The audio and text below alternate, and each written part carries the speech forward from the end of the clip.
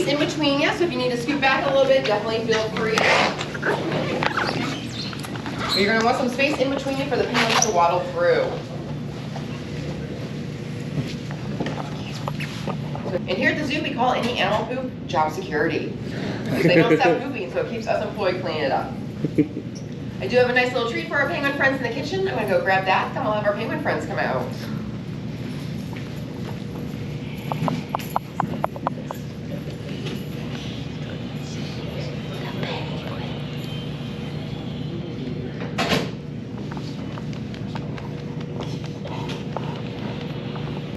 At this stage, you should keep the penguins in my line of sight. That way they're not heading down towards the hallway to see what Claire's doing in the kitchen.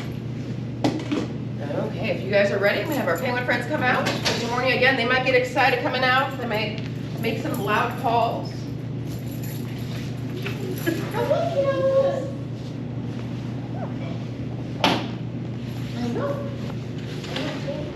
Go grab it. Go grab it. What is Rachel? Go on. Go on, Dubs.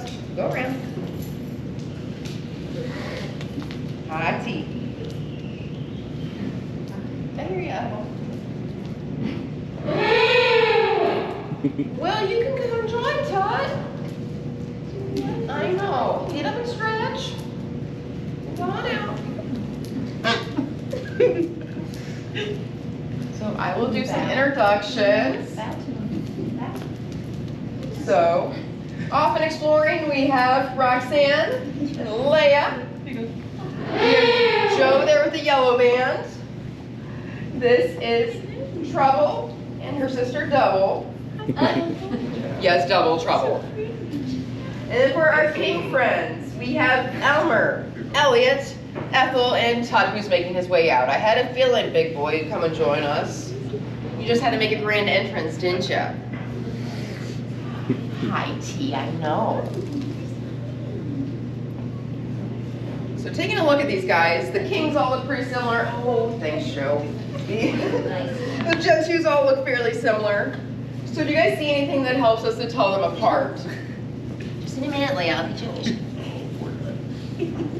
You gonna call, bud? I was gonna say, sometimes when you see them popping up their chest like that and they stretch their neck out, put their beak up, they might be getting ready to do a nice loud call. Trubs, I gotta go do a little bit of cleaning. What I get paid for?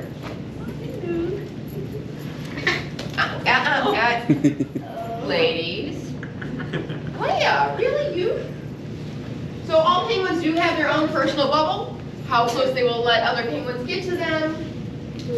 And how big that is just depends on the individual penguin. They are all very much individuals. They all have their own likes and dislikes. So sometimes you can tell them apart by their behaviors. But you'll notice all of our penguins have a band on one or both wings. Most of the bands have numbers on them.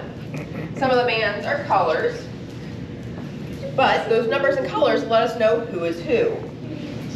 It is a bit of a memorization process because we have right around 60 penguins here at the zoo. But we do have some tour regulars who typically come up for most tours. A lot of these guys are tour regulars, so as you can tell, I have some friends who know exactly what I have with me. What's up, Joe? So the fish I have for these guys is called capelin. It is similar to a sardine or anchovy in size and nutrition, but it's something we can get very sustainably here at the zoo because we use a whole lot of it here with penguin. We'll use it with our sea lions as well as some of our other birds and carnivores. Are these the ones that went outside the other day? Some of them are. I know Joe was outside, so this is a capelin fish. How often do they go outside? It just really depends. We don't do it on a set schedule. It does have to be below 45 degrees for them to go outside. We typically do it on a snowy day, so it's extra enriching. But it also just kind of depends on how many keepers we have. So that way we can kind of monitor where they're all going and making sure they're all safe. I know. What do you want? One more right now. So as the penguins eat, you will notice they are not chewing that food. They swallow their fish whole. Nom, nom, nom. No teeth, so no chewing. Here you go. And our penguins here at the zoo actually get most of their food buffet style. We gotta save a little bit, sir. We have trays down in the habitat. They'll have ice. They'll have a whole bunch of this capelin. They'll also have a little bit of a smaller fish called lake smelt. And the penguins can eat as much or as little as they want to throughout the day because their appetites are going to vary. Todd, did you just sit and go? I said, I feel like seeing a poop in front of me. Totterbugs. My goodness. We do always hand feed all of our penguins at least one fish every day, and that's a vitamin fish. Just with the freezing and thawing of the fish, it loses a little bit of its nutrients. So they get a nice multivitamin like a lot of people take. I was gonna say, did you see them bound hiss at each other? That is because they're boyfriend and girlfriend. So that is Joe and Roxanne. There they go again. So we do let the penguins choose their own boyfriends and girlfriends, and we'll also let any penguin parents take care of their own eggs and chicks. We're ready as backup, just in case though. Depending on the year, we might get a little switch up, and sometimes really depending on the year, we might get a little telenovela action, a little drama. Scratch your head. I know, isn't that insane? Yeah. How they can get their neck down, lift their foot up. Forget how long they can. Their necks are, yeah, it's crazy. Typically, you don't see their necks until they're really curious about something. Yeah. They're doing a big call. Yeah. Oh, Another time when you see their neck, Tutters, can I get this? I don't need the tail painting, sir. he's making artwork. I know, it's not the artwork I like though. Yeah. Well, the thing is, we do make actual artwork with the penguins. I know, I've seen that. Yeah, so we use paint, not Yeah. the poop. So we'll put paint splatters around. Yeah, I'll go get L's. He's bad. So we'll put the paint splatters around, we'll have canvas boards out, and the penguins will walk through the paint, and then we'll walk on the canvas boards and create some beautiful artwork. Okay, I got it, Roxanne. You're not painting on the towel. That's okay. Don't have to be. And what that artwork looks like, it actually ends up pretty adorable. And what's really cool is you can actually purchase your own penguin artwork. Our local chapter of the American Association of Zookeepers, so the St. Louis chapter of the AAZK, they actually sell our animal artwork by a variety of animal artists. And the revenue goes towards conservation efforts as well as staff development. I will warn you though, animal art is a little bit addicting because you'll start with a penguin. Just careful. Okay, there we go. Just gotta be a little careful. You'll start with a penguin piece, then you'll want a hippo or a sea lion. Elmer, you love looking at those pictures.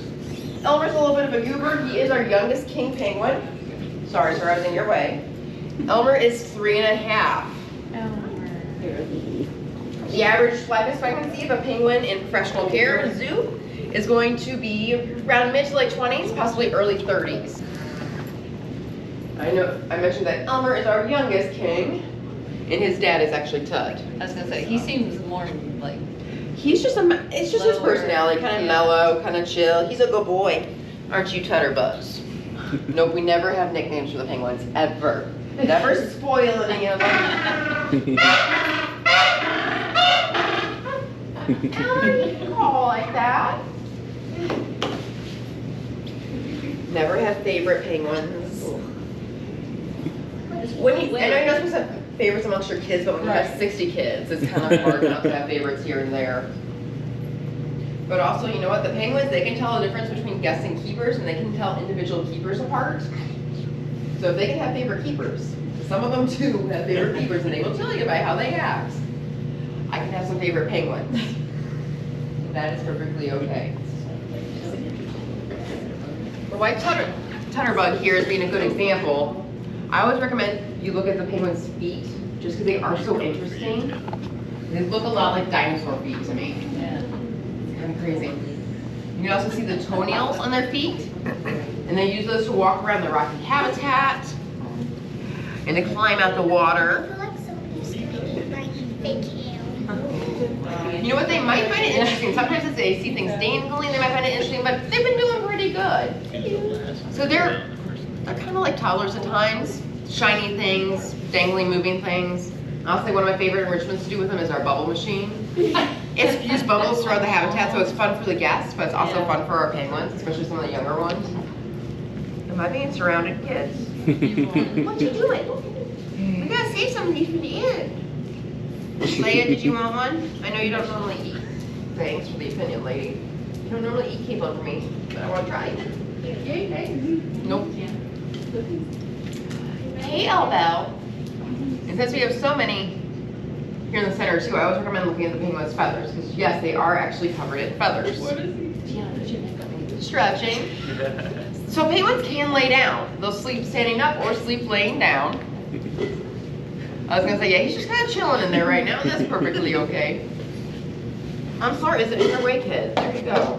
So this one's like laying on its tail and then Uh-huh. picking up Her feet are up a little bit. Yeah. That's just a comfy position for her. Yep, so that is Ethel. So Ethel and Elliot actually hatched 2 weeks apart. So back in November, they actually turned 8. I know, really adorable. What's really cute is they ended up pairing up together. Oh, I know, the childhood sweethearts to the literally. couple. Honestly, I ship it so hard because I actually met Ethel and Elliot when they were just chicks. Oh. So king penguins, like these guys, they actually hatch out an egg this size. I mean, it's a good size egg, but they're good sized birds. So the egg size isn't super surprising. But about 3 to 4 months after hatching out of this egg, they're already the same size as a full-grown king penguin. 3 to 4 months is kind of nuts. But at that point, they're still covered with their fluffy downy chick feathers. They like the shiny elevator too. They like shiny things. Fish ridiculous. Really like a good fish. So for penguins, their chicks have super fluffy downy feathers. And they'll keep that even when they first get as big as they will. So imagine something Elliot size covered in this. Is that like pesto? Yeah. Like pesto. Yep. And when they're full grown but still covered in their downy feathers, I call it their giant floof nugget stage. And then around 6 months is when they start getting in their adult feathers. A nice feather bag. And then after they get their full coat of grown-up feathers, about once a year they'll go through a process called molting, where they get a whole new set of feathers in. All three of them Oh, over there. he wasn't. And for penguins, the molting process happens all over their bodies all at once. So it's called a catastrophic molt. And what happens is their new feathers actually grow in underneath their old feathers and help out.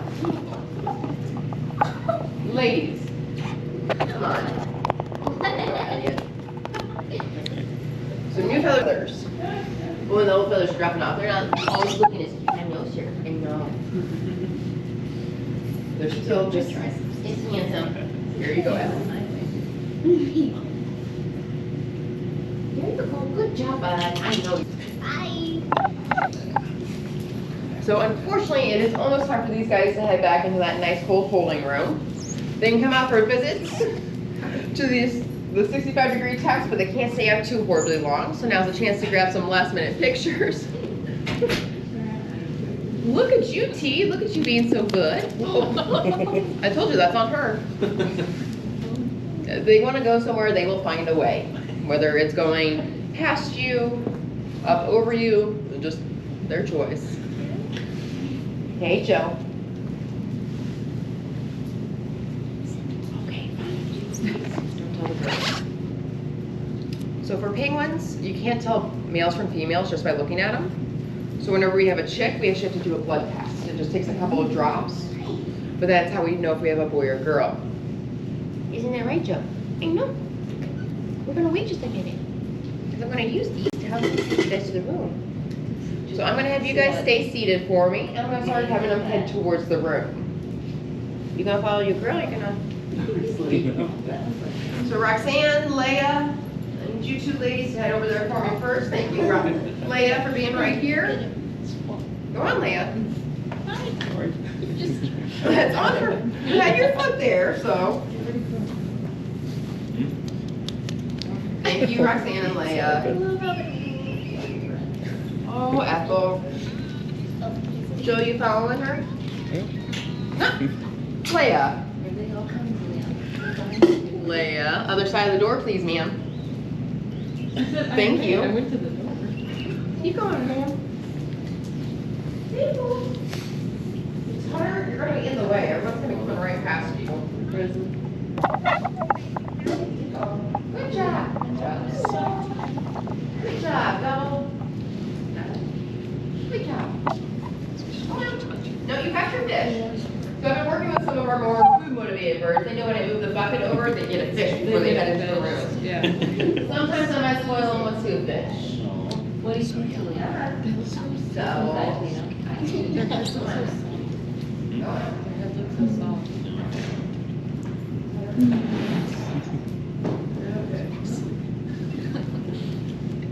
Ethel, can we turn around and head the other way, ma'am? Their eyes are amazing. They actually have a third eyelid too. It comes in from the side. It's called a nictitating membrane. And it acts like a goggle for them while they're swimming. I mean, you can just really look at them and tell they are built for the water. You heard her call, boys.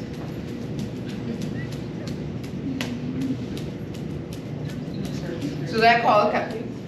That's Ethel's variation on that call. It's more of a big whoo call. That's a hey, where are you? What's going on? Where you at? Here, Ellie. You should go, boy. You got it? Got one more. Finish off the bucket. And the kings have a big call where they start zipping up their chest.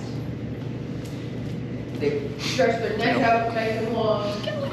And they point their beaks up to the ceiling, makes a bigger woo-woo-wooing call. That's about as close as I can get imitating that call. Hey, Goober, what you doing?